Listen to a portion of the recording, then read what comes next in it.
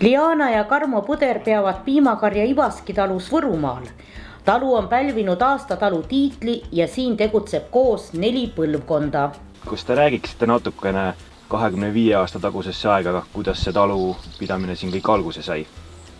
25 aastast nüüd, kui tagasi minna see aeg, siis siin on ikka praktiliselt sellest ei tunne midagi ära, et siin on ikka põlvest põlve muudkui vaadatud, kuidas edasi minna, paremini majandada.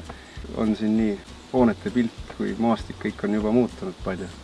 Aga kui teie vanaisa alustas, et kui palju temal oli siis alguses maad? Ainult Ivaski talu maad olid 37 hektarit, sellest 20 oli põllumaad. Siis alustati 5 lehmaga, sellest tänaseks päevaks on saanud 54 lehma. Kui palju teil karja üldse kokku on koos noorloomadega? Ma arvan hetkel, et 122. Aga mis aastast siis teie ise selle talu olete üle võtnud? 2011 juunikuus sai üle võetud. Laud sai renoveeritud, siis sai mõni asi juurde ostetud. Tehnikasse oleme investeerinud. Teil on siin üsna sellised Võrumaale iseloomulikud keerulised tingimused, et kuppelmaastikud, et kuidas see piimatootmine sellistel maadel välja näeb?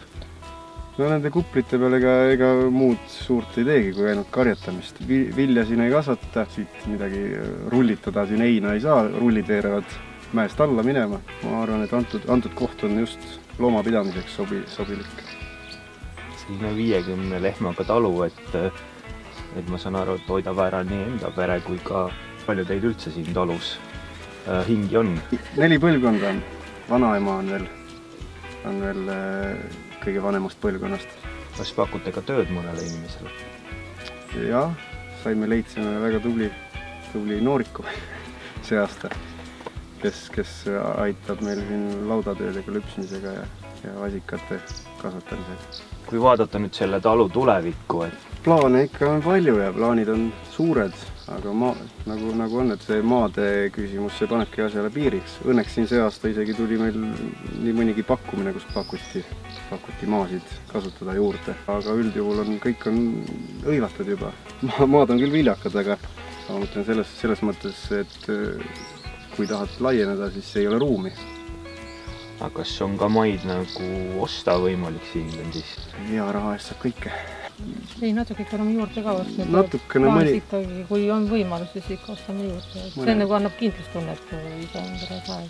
Ja kui mõelda nüüd selle laudaehitusele, et see, mis 10 aasta pärast võiks olla, eks ju, see robotlaud või mis iganes, siis tekib see probleem, et kuhu me selle lauda ehitame, sest et ükskõik kui vahetad, igal pool on mägi, enne tuleks mõni mägi ära kasvandada või midagi. Et piimakari on ju üsna selline, mis seob väga ka ajaliselt siia talu juurde, et kuidas te seda olete korraldanud või olete ka lihaloomade peale mõelnud või? No, meil õnneks on suhtumine on selline, ega siis meil töö on juba natuke nagu hobi eest ka, et ei põe nagu seda, et see aeganõude on. Nagu ema on ütlenud, et kõik ei mahu marjamaale, mõni peab käima karjamaale. Suhtumine peab olema positiivne, siis jõuab.